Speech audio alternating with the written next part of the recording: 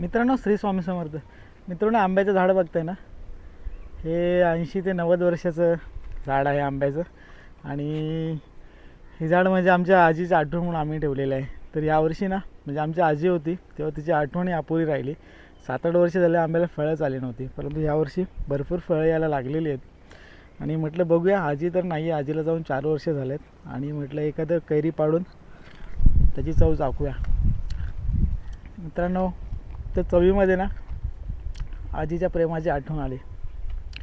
आता मी ना याची व्हिडिओसुद्धा टाकली होती की 80 वर्षाचं आजीची आठवण म्हणून हे झाड आम्ही ठेवलेलं आहे.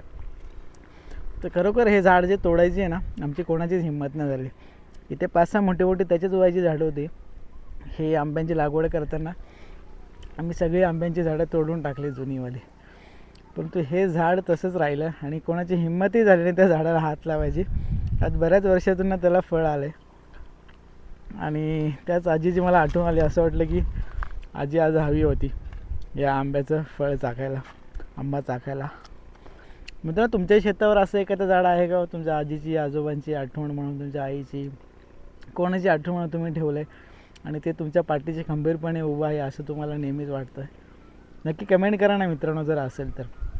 आणि त्या झाडाला फळं येतात का तेही मला सांगा. मग ते आंब्याचं असेल किंवा अजूनही कोणत्या झाडाचं असेल, नक्की सांगा मित्रांनो.